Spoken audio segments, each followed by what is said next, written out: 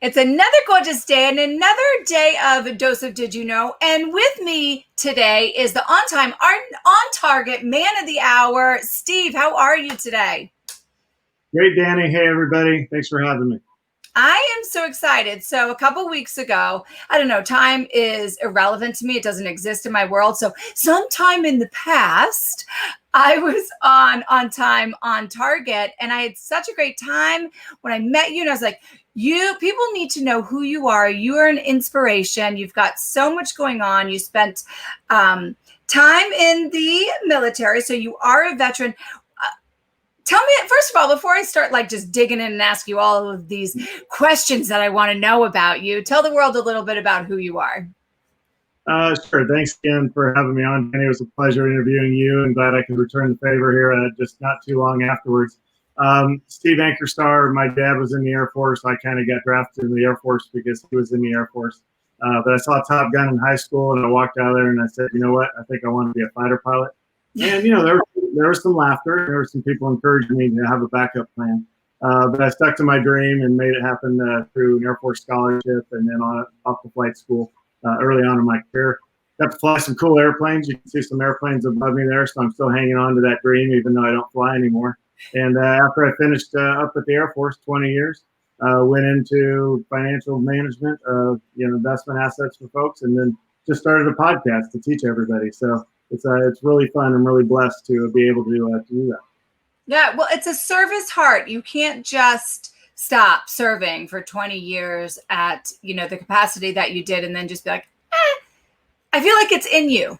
You got to You got to keep going with it. And that is that, maybe I'm making this up or putting words in your mouth, but is that how the podcast started?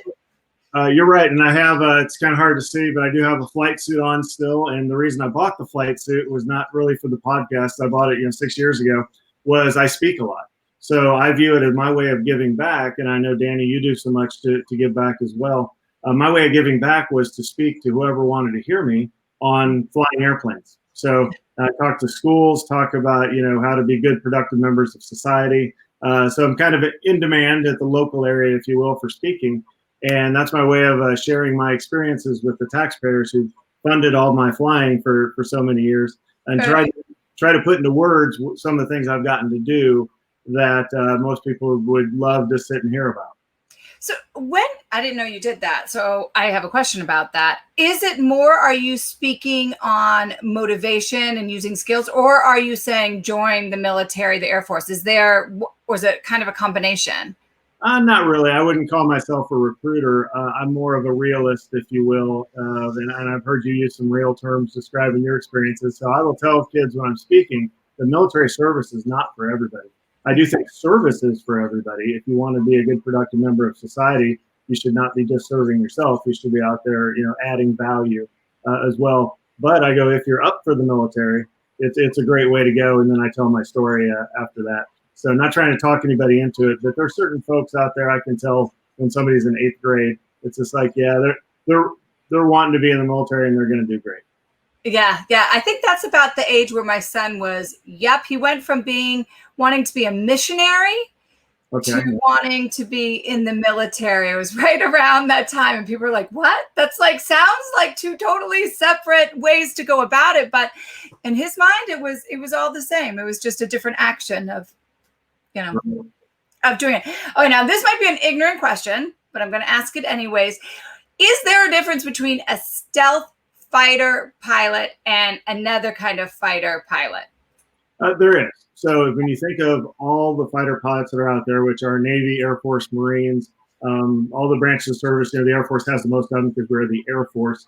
But they're pilots that get to go to pilot training, and a subset of that to go on be fighter pilots. And then a subset of that, after you have 500 hours in our experienced fighter pilot, that's when you can apply to become a stealth fighter pilot. So there's a number on my name tag. Let's see, Bandit 602. Probably might be able to see over here. Yeah, no, looking at the wrong area. But there's a number on there, and get it right. So I'm the 602nd person to ever fly a stealth fighter, and we ended up with only 800 or so that have ever flown it. So in terms of exclusivity, there's more people on NFL active rosters every year than there are that ever flew that stealth fighter. So that's why I kind of say the stealth fighter is what I go and talk to folks about, just because it was such a unique program to be a part of. Yeah. I mean, does everybody want, is that their goal, or no? Not necessarily. The flying the stealth is unique in that you sneak in and sneak out, which is not really the warrior way. In the first airplane I flew, the F-15, you would show up, you would beat your chest, you would announce that you're there, and you would hope that everybody would run away. And, as much as people in the military are warriors, it's always kind of nice if you show up and the enemy runs away. Yeah. That's a little better than having to shoot it out, right, for most people. So you'd announce your presence, and the enemy would go away and say, "You win. We'll go hide." But in a stealth fighter, obviously you're sneaking in, and that's why it's used for the first few nights of each conflict we have. You basically sneak in and you hit the high value targets that are behind the enemy lines. So literally, you go in alone and unafraid with maybe a few other F-117s with you, and you sneak in, and the enemy doesn't know you're there until things start blowing up. And then when things start blowing up, you're already on the way back out. So the gig is up as far as you sneaking in, but you're getting out of there at 600 miles an hour. So you're pretty. I had no idea about this.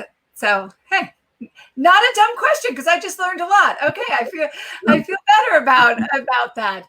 But not everybody does want to do it. A lot of folks stay with the airplane that they start with. It's kind of like the first child you say. You love your firstborn, and they stick with that their whole careers. I bounced around from the Eagle to the F-117 stealth fighter, and then back to the Eagle. That's not that common to do. Okay.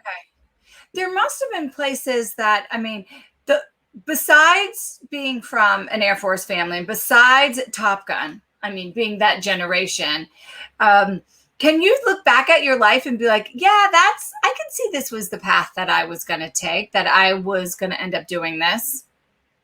Well, there's plenty of hurdles along the way, and there's plenty of reasons to give up on your dream. And I was faced with the same challenges. So while you hear today and you always hear this is the good news story, well, here, the real scoop behind the scenes is when I went to college, I couldn't get a pilot slot. So I competed with others. I was not good enough, smart enough, whatever they were looking for. You had to have 20/20 vision at the time. So it's like I couldn't get a pilot slot. So I went on to active duty and I became a missile maintenance officer, which is a small career field up, nuclear missiles up in South Dakota. People don't even, if those exist, right? But I kept chasing that dream, and I kept telling my bosses I want to go to pilot training. And they said, "You don't want to do that." And I said, "Actually, I do want to do that." And I made it in just before I was too old. 20, I think it's 26 and a half is when you get too old. And that's when I made it in the door. So from seeing Top Gun to actually getting to the fighter was about a decade. And a lot of people give up before you listen to no's for a decade. A lot of people will find a new dream, but I made it happen, and wouldn't change a thing. What was that? What made you be like, I'm going, even if I'm like just making it? I love how you age out at 26. It's like athletes. They age out at 21. You're done. Yeah, and I left the Air Force. Basically at 40, your fighter pilot days are over because you're too old. You've lost a step at that point. You're not, your hand-eye coordination isn't quite as impeccable as it was back in the day. But what I tell folks is, and I think it's kind of going right brain here a little bit, but one thing I've always been able to do is picture myself in the role. Mm-hmm. And I think that's when I talk to folks about goal setting and achievement, I think that's the biggest struggle. It's like, can you really see yourself there doing that job? Whether it's, kids want to be professional athletes. It's like, okay, can you see that?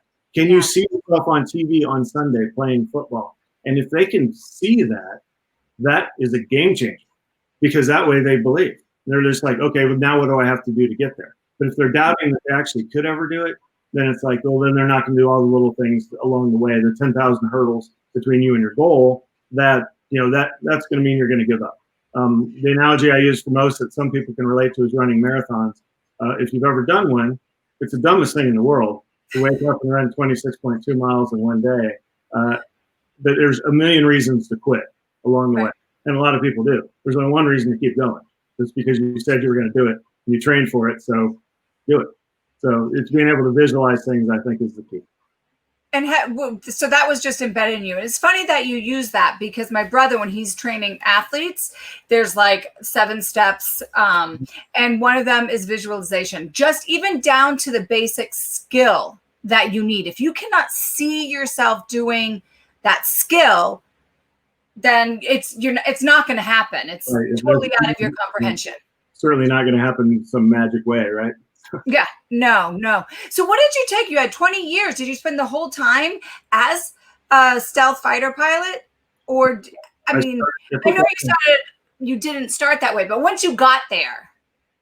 Right. So I got pilot training where I went to lovely Del Rio, Texas. It's on the border. Not many people have been there. It's a little out of the way. We tend to put flying bases in like remote areas, so in case airplanes do crash, which if you fly them long enough, they will.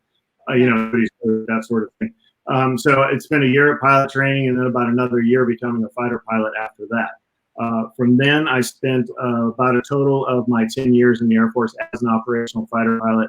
Most of that was flying F-15s, and then I spent 3 years flying the F-117. The rest of the jobs were commanding, staff jobs, flying some trainers along the way. But being a frontline warfighter, basically about half of my career, and that's about right. Some guys get a little bit more, some less. But I'm very privileged to have the 10 years that I did.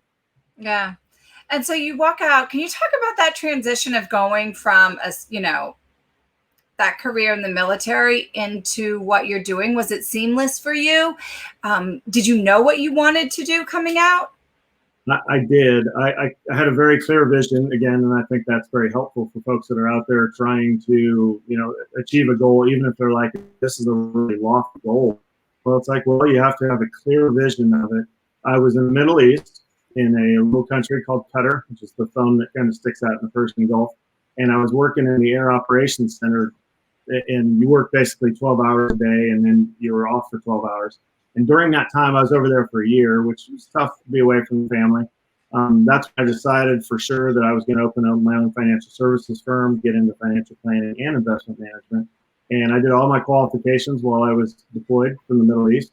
I came back over to the States. I took the certified financial planner exam with really nothing but book study. You're supposed to have 3 years of experience in the industry before you even take it. I took it. So I passed the test before I had any experience. And then I would tell clients, they would ask, they're like, "Or Steve, are you a CFP?" And I'm like, "Well, I'm not, but I did take the test and pass it. But I just, 3 years of the time going by before I can call myself a certified financial planner." But I saw myself as a success. And, there's all kinds of numbers as far as small businesses failing. I've never looked at it that way. If somebody tells me 80% of small businesses fail, I immediately think, well, 20% of them don't. So, and I've kind of always been in the top 20%. So that's why I tell athletes, I'm like, if you're a star athlete, don't be afraid that just you make it, because you're part of the few already. So just go for it, and don't make it, go find something else to do. But I went into my own business for myself and always wanted to be my own boss, and absolutely love it. And plus, I'm home with my family, and I was gone a lot in the military. I like that from the military perspective, but I didn't like it from the strength of relationship with my wife and the connection I have with my kids. Wouldn't trade that for the world. Yeah, it takes, when you are away, it takes twice as much, maybe 3 times as much effort to keep that connection and that vision of why you're together going strong. You can get complacent and just get in your day-to-day life of deployment or work, whatever it is, and forget that, shoot, that needs fostering. If you don't water it, it will not grow.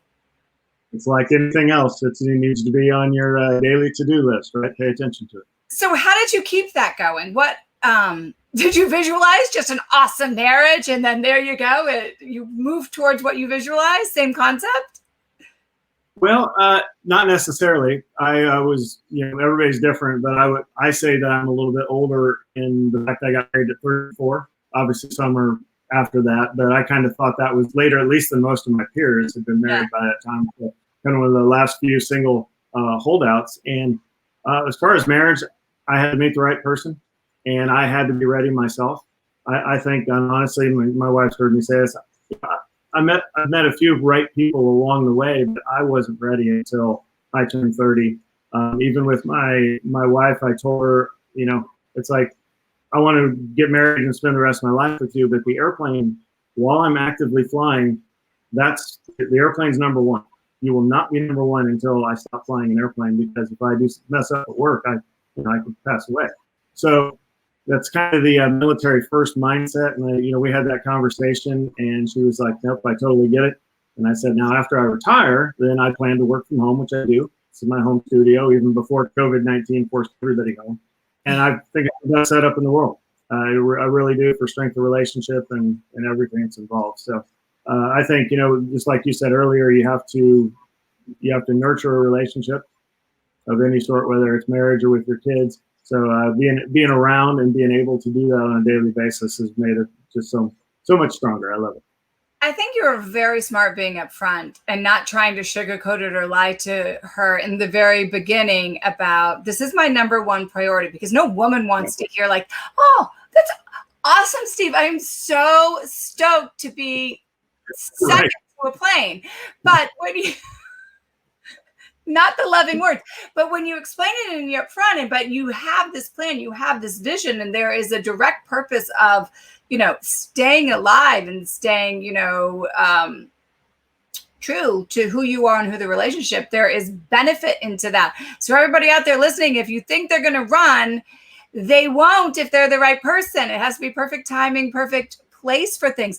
How did you not get kind of persuade to say yes and do it faster? Because that is that is a thing. People getting married earlier in the military, your life moves much faster in the military. So how did you stay true to yourself during that? Well, it's true story. And what you're saying is so true from a military perspective, is that you're kind of, you're trained a lot, and it's great training no matter what service you're in, but also you're kind of checklist based, like, okay, go get this schooling, go get this training, pick up a spouse, have children, it's all kind of checklist based, right? So I think a lot of folks kind of go with the flow, if you will, and end up married pretty early in the military. And it does help to have a spouse back home when you're on the other side of the world taking care of everything for you. So there's some convenience out of it too. But with me, it was whether I was ready or not. I would not, I matured very quickly as far as goal setting. And, being able to have crystal clear vision and speaking at the front of the room, some things that I found naturally. But I really wanted to, when people say, "What's your best financial advice to give anybody?" And I say, get married exactly once. So you want to spend life with somebody from a financial perspective, because it's so efficient, right? Right. But if you trade, if then you end up in divorce and things happen, of course. But but if you can manage it, so you get married exactly once, you've optimized your finances for life. And I came from a background of strong families. I'm just very fortunate. And folks that are kind of trained me that marriage is one time, and you make it work from there. It won't always be fun and rainbows and unicorns, right? Yeah. It's work too. And but yeah, I needed to be ready. So it's kind of more being honest with myself. So I love that. Not a lot of people are. I mean, I sure as heck wasn't. I was checking off box left and right. Boxes that didn't even belong to me were being checked off when I, through my life. I was a little later in that blossoming of that, but it's smart. It's actually just a smart philosophy. If you want to do something like once, like a major thing one time, way better. I like that concept. I have to be able to sit on that a little bit so I can verbalize it better, but I love that concept that you had. So before I let you go, because time flies, especially when I'm being nosy as anything about your life and how you think, which is, what I do best, giving everybody a little perspective of the inside of who Steve is, so that they will tune in and listen to On Time, On Target, because you do the same thing, but on the other side of it. Right now, Steve, in this moment, the first thing that comes to your mind and your heart, what does love mean to you? Well, I think love is complete dedication. So kind of like we talked about before, it's not always, sometimes it's amazing. Sometimes it's downright work. Sometimes it's a lot of, looking in the mirror at yourself and saying, okay, I'm wrong here, or I need to compromise. But love is dedication. So, once you commit and say your vows, our society has made it kind of easy to walk those back and leave. But if you are dedicated to it and the person that you're married to has the same level of feeling, then really it's we're fortunate we don't argue a lot, but because we don't let ourselves argue, right? There's big deals, that things we don't agree on, but we walk away, figure it out, and then come back and figure it out as a team. And same thing with children. I have two, and there's days that are amazing, and there's other days that are like, I have no idea who this is. I've never seen you before. Where's this coming from? And it's the same thing. You can get mad, you walk away, you sort it out, and then you come back and love them even harder going forward from there. It's that mission statement. When we have a mission statement for ourselves and as a couple, it's quite easy when you don't agree and or you have different perspectives to come back once you've cooled down. As long as it aligns with that mission that you have committed for each other, it doesn't really matter if you agree or not. We're not going to agree all the time. We're not going to always see eye to eye. It would be a very boring world if we right. If that was the case. But we don't need craziness, right? We need leave the crazy behind. Yep. Well, Steve, thank you so much. And tell everybody where they can find you, how they can listen to your podcast, get your great advice, because you do give free advice out there just about the financial world and life in general in that realm. So where can people find you? Well, thank you for the platform to allow me to talk about the podcast a little bit. So the podcast, I thought about it from when I was just retiring and standing up my business, but I need to kind of focus on the business and get it up and mature, if you will, so I'm making enough money to where I can take an undertaking like podcast. So as Danny knows, we take to the air and try to provide quality content, value added for folks, and very little, or if anything, in return other than the satisfaction of having done it. But my podcast talks a little bit personal finance. We get to numbers, and most of the time. But it's a lot about goal setting and goal achieving. And I like to say the tagline of it is making your dreams reality. And I do talk a lot about my experiences, not only financially, but investing early and often and that part of it, but also being able to have clear vision of what you want to do in life. So I really do. Obviously, it's my content, so I think it's worth listening to. But I really do think it benefits a wide variety of audiences because I'm not just throwing numbers at you or how to invest in this or that or the other, which bores a lot of people. I'm trying to give you a little insight onto success, goal setting, and goal achievement. And I think everybody needs a little boost from a voice. And I have about 8 podcasts that I follow, and I kind of bounce around depending on what kind of mood I'm in. For people that are they're going to drone on about their experiences, and I get a lot out of that. So it's called On Time on Target. You can search that, or just my last name, Ankerstar. Both of those will hit, and you can find it wherever you listen to podcasts. So check it out, please. Thank you. You are doing good work. And I have to give a couple little shout outs here. Russell, my main man in Spokane, Washington. He's still looking for love. Russell, you will find it. You're a great guy. And Brian gave a great comment. Attitude. It'll make you or break you. I'm a true believer in that. Keep it up, Steve. That is for sure, Brian. And Sherry, thank you for your service. Travis, Michelle. So a lot of people, sorry, I was so into Steve. I didn't say hey to you guys earlier. I apologize for that. But until next time, everybody, love hard, love proactive, and love true. And we will see you tomorrow. Take care. Bye-bye.